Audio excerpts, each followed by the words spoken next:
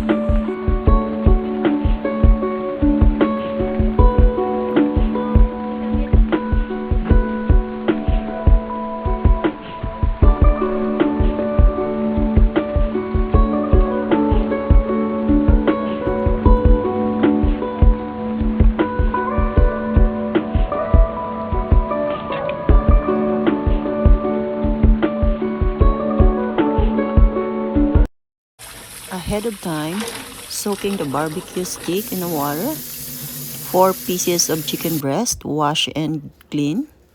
Remove the unwanted parts and cut in bite pieces according to your size desire. For the seasoning, grounded black pepper, garlic powder, salt, ginger powder, cinnamon powder, paprika, and dried oregano leaves. Ketchup and tomato paste. 4 tablespoons of olive oil.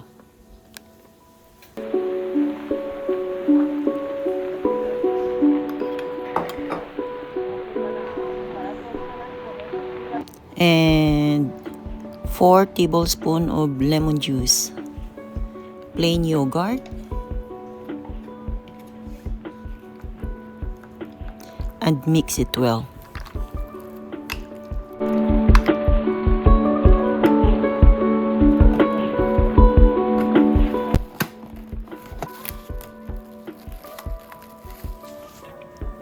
Keep in the fridge and marinate overnight for the best result.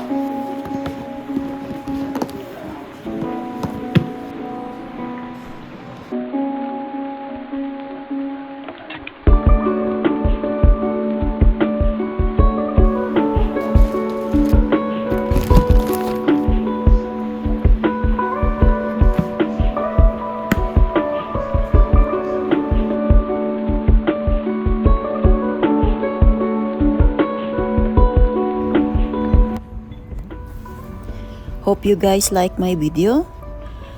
Please don't forget to like and subscribe. Leave comments below.